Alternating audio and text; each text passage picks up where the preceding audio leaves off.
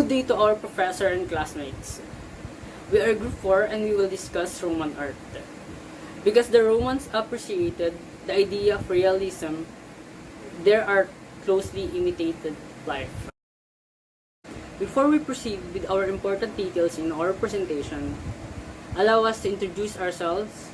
I am Gian Polagmay, and these are my group mates, Mr. Jefferson Almandres, Mr. Richard Blancaflor, Miss Patricia Pexon, and lastly, Mr. Robert Prado. So let's start. A brief discussion about the term Roman art immediately calls to mind classic architecture complete with Doric, Ionic, and Corinthian columns. In history, Roman art is a very broad topic, spanning almost 1,000 years and 3 continents from Europe into Africa and Asia. The first Roman art can be dated back to 509 BCE with the legendary founding of the Roman Republic and lasted until 330 CE.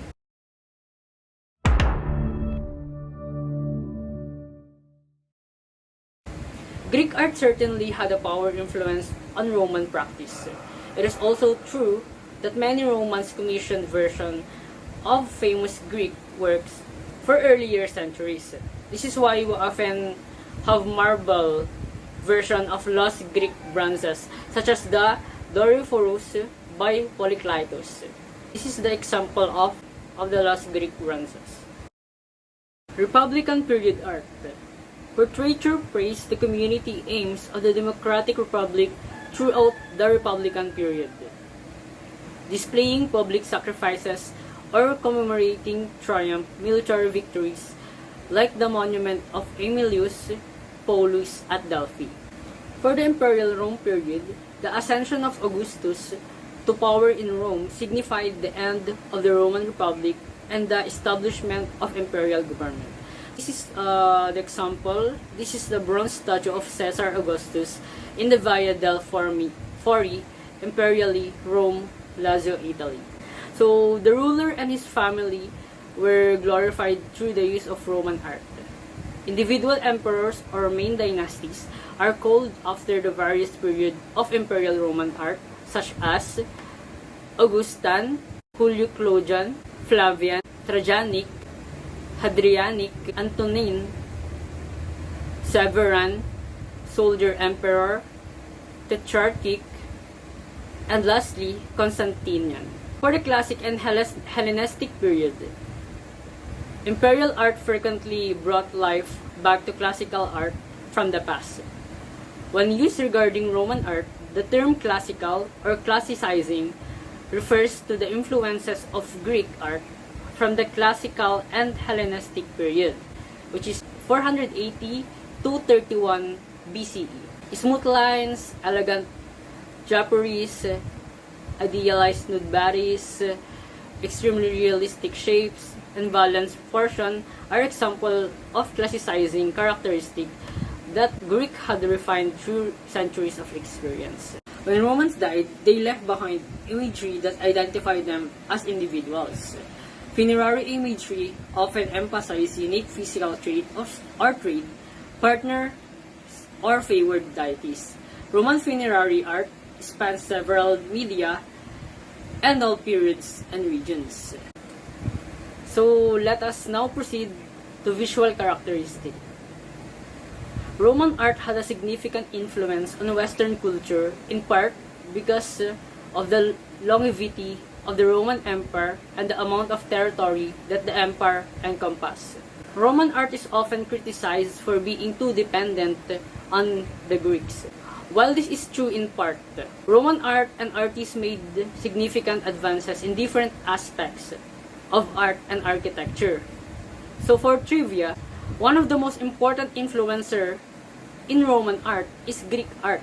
Greek influences with that of the ideas of nearby Etruscans who preferred a realism in their artworks. And one interesting thing about Roman is that they brought many Greek artists to Rome to make sculpture for them in Greek fashion. So let us proceed to painting. Roman paintings served mostly a decorative function. Mas prioritize nila yung mas malawak na wall kaysa sa malalaki at maraming doors and windows. Kasi mas ini-emphasize nila yung painting, mosaic, mural, at yung natural themes such as landscape and narrative themes drawn from literature and mythology. It was influenced by the architecture of the time. Painting techniques were developed to enhance the wall and to make the living space a more comfortable dwelling. The best preserved example of Roman wall painting are Herculaneum and Pompeii. So let's tackle first about Pompeii. Pompeii is a large site that offers a complete vision of an ancient town, from the public to private life. This was an ancient town that located in the modern-day commune of Ercolano, Campania, Italy.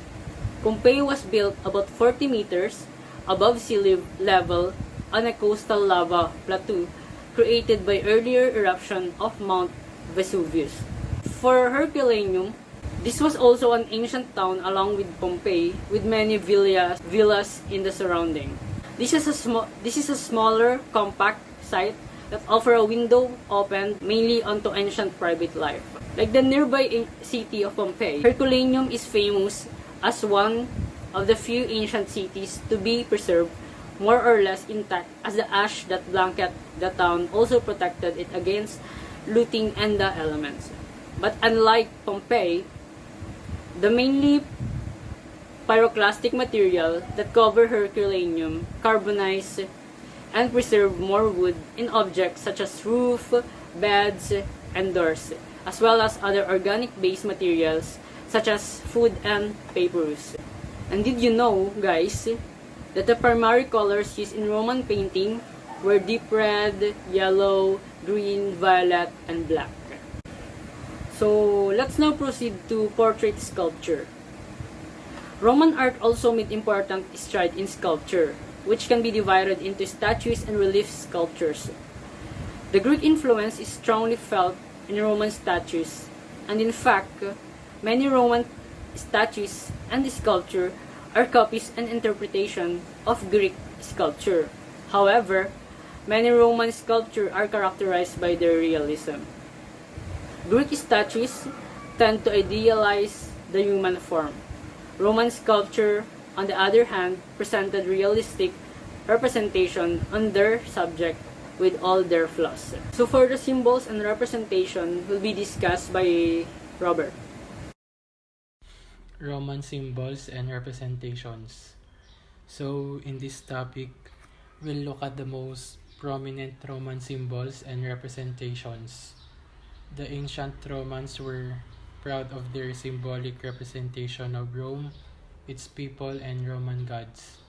They left us many sculptures and depictions of Rome symbols that are beautiful, unique, and significant, as they allow us to understand how they saw and perceived their city.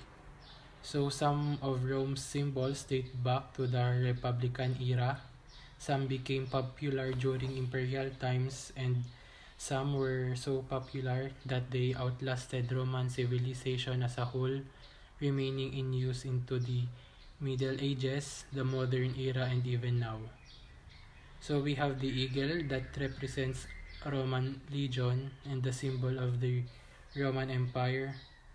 Fasces represents lawful order. Globe represents universal power. Laurel tree, symbol of the god Apollo and victory. So first, the eagle and Roman insignia. So according to Correell, the eagle was one of the most beloved and respected symbols of Rome in ancient times. It was a sacred animal to the god Jupiter.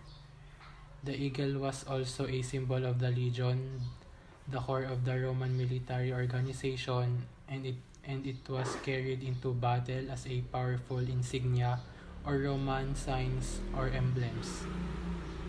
In imperial time, the eagle with spread wings became a symbol of Roman power and specifically of the empire.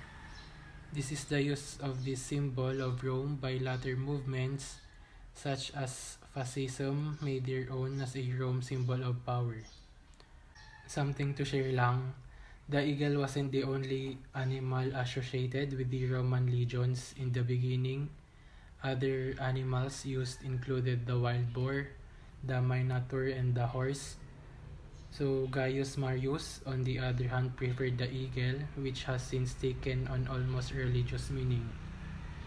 Tapos, when represented with a double head, the Roman eagle symbolizes the unity of the two parts of the Roman Empire, the East and the West, after their division. So here is Rome's Constantine arch, which features a Roman emblem carved on the upper half. The fasces or fascia. The Roman fascia or fasces are a bundle of long wooden rods laced together and often surmounted by an axe. The fasces were the symbols of the power of the magistrates of legal order.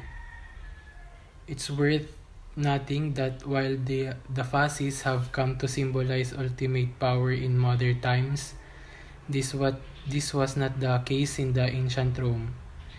Even the dictator's magistrature in Rome was legal and subject to tight laws, so the fasces are a sign of lawful order rather than arbitrary and oppressive power.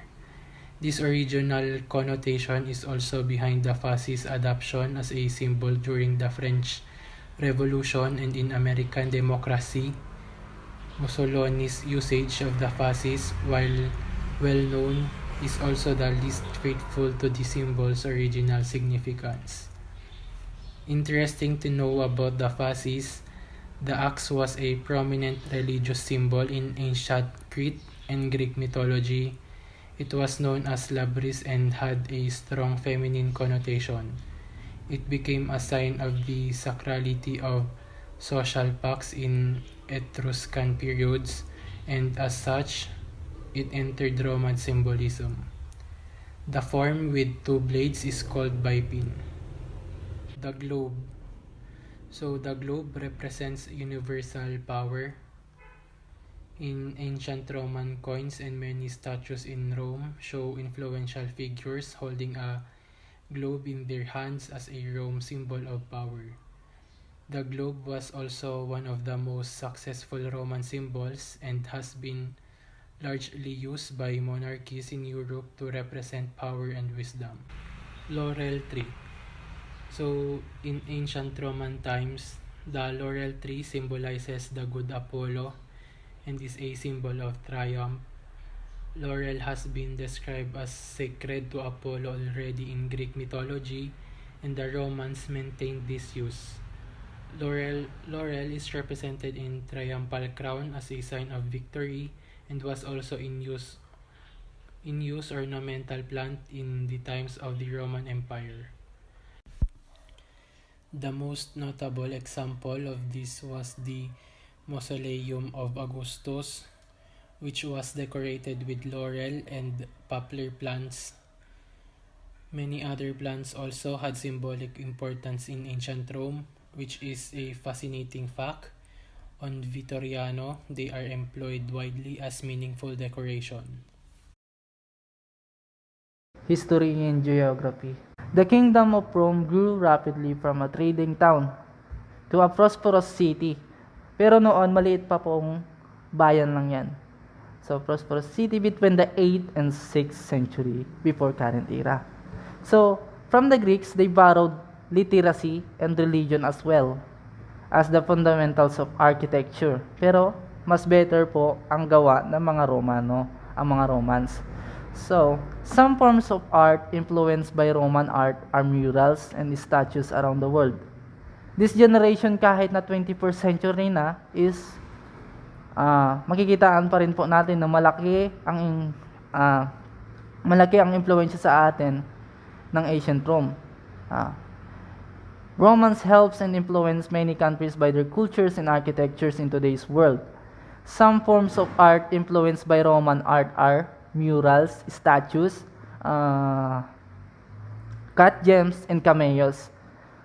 Murals in restaurants, sa plaza, sa shop, at iba-iba pang buildings around the world. So, sikat na sikat ang mga Roman. Saan po ba? Kundi po sa kanilang empire. Roman Empire. To help pay for the Romans' huge armies, the citizens had to pay taxes. The ancient Rome was a powerful empire which ruled much of the world power. Though the rule may have been so harsh, abusive po sila, overpower the other countries to expand their territory. The empire brought a great amount of advancement to the world and what eventually became modern government. The Emperor of Constantine took a big step that changed Rome. His capital was moved 850 miles. He renamed his city New Rome. New Rome was divided into two emperors. One was based in Constantine and the other in Rome. The Germanic tribes soon threatened to attack Rome, was looted by them in 410 BCE. Okay. The emperor was taken from the throne. One half of the emperor began to form different kingdoms that separate tribes ruled. The other half continued for 1,000 years. Today, it is called the Byzantine Empire. So, ayun po. Kung magre-research po talaga kayo, nagkaroon pa po sila ng civil war and whatsoever. Okay. So, marami po talagang mahaba po yung history ng Roman Empire. Okay. So, the next reporter po is si Patricia. Roman art, significant artworks or artifacts. Roman artists typically made realistic portraits and sculptures. Roman sculptures are highly decorative and more concerned with realistic depictions of individuals. Roman sculpture was also pretty heavily influenced by the Greeks. The Romans, like the Greeks, carved both freestanding statues and reliefs that were commonly used to decorate temples. Although Roman art was heavily influenced by Greeks, they had their own ways of creating sculptures. They used different materials and had a wider range of subject matter. Portrait of Augustus is general from Prima Porta, Italy. It is made from marble about 6 feet 8 inches high. This portrait of Augustus was the idealized view of the Roman emperor. We can see that there are some carvings on his breastplate, which are the number of gods approving the return of Roman standards.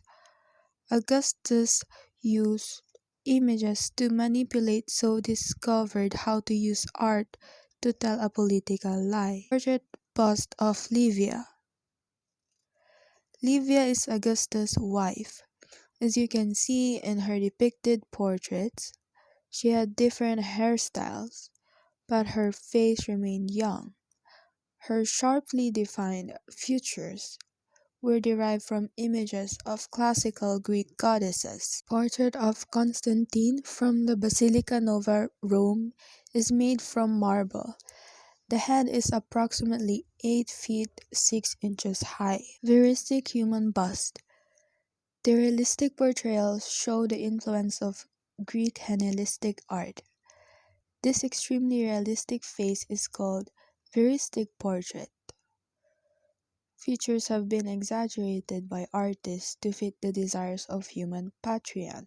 Patricians were aristocrats in ancient Rome.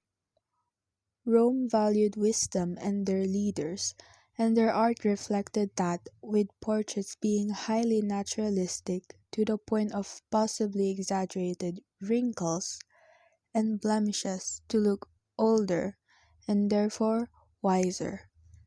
This is a far cry from the idealized forms of ancient Greece, because Roman portraiture is associated with the notion of verism. Verism is a form of realism, but the Romans believed that truth was relative and found within a message that the art was trying to communicate rather than physical accuracy. An example of this heightened naturalism is found in the head of a Roman patrician, where you can see deep wrinkles and sagging jaws.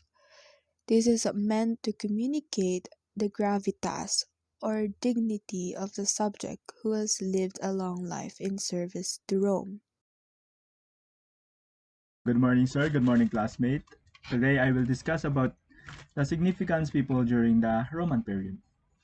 The first one is Leonardo da Vinci. He was born in the Tuscan hamlet near Vinci. He began a 9-year apprenticeship at the age of 14 to Andrea del Verrocchio. He is a popular sculptor, painter, and goldsmith who was an important figure in the art world of the day. So, while he's working at the Verrocchio's studio, he met a lot of famous painter there. So, as you can see in the second bullet, yung mga name po dyan, hindi ko lang ma-pronounce ng maigi. Sila po yung mga painters na nakilala niya dun. And a short trivia about Leonardo. Did you know that Leonardo painted Mona Lisa's lips for about less than 4 years? Even though ang daming rumors that Da Vinci spent 10 to 12 years alone painting Mona Lisa's mouth. But the entire painting was actually completed in about 4 years according to the scholars. So Leonardo da Vinci began painting the Mona Lisa in 1503 and carried it around with him for most of the rest of his life. And he sold it to King Francis I in 1516 for 4,000 EQs. If you convert that to US dollars, it is 100,000. Yes, 100,000 US dollars. One of his famous sculpture is horse and the rider. So as you can see in the picture, yan po yun. And this sculpture was created in 1508 and it is the only three-dimensional work known to have been credited as Da Vinci piece. So, isa po siyang example ng in the round sculpture, if you remember yung topic natin nung first sem, yung na-discuss. So, it is made up of beeswax. So, the beeswax is a natural wax produced by honeybees. And it is measured 25 centimeter in height, 23 meters in length, and 90 centimeter in width. It is believed to have been left by Da Vinci's assistant, Francisco Melzi, along with his notebook and effect on his death in 1519. So, yung height nito daw, yun, approximately 11 inches siya. Ayan, if you see the picture. Then, the second one is Michelangelo di Lodovico Buonarroti Simoni.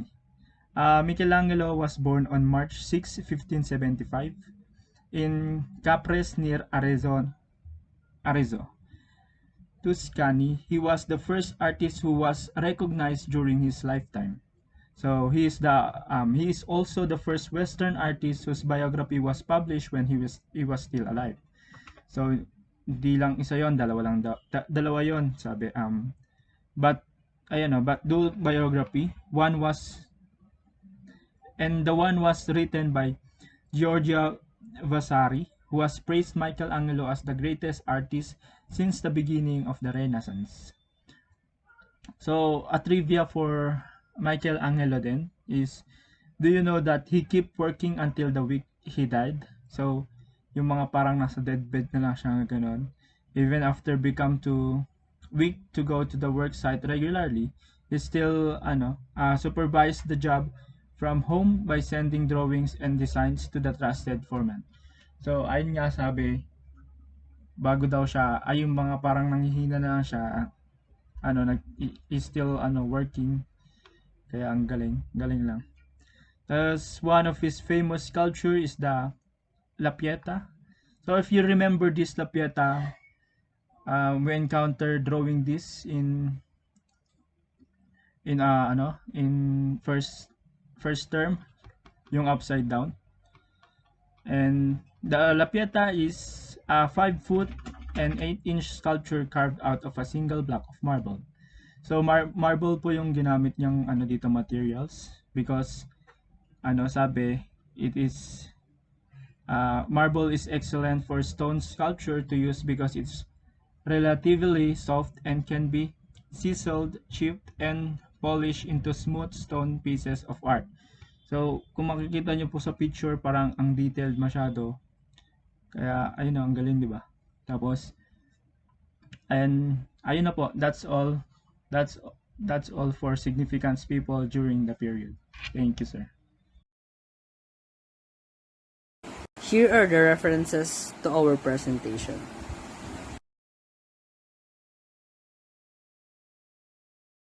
That's all for our topic. Thank you for listening.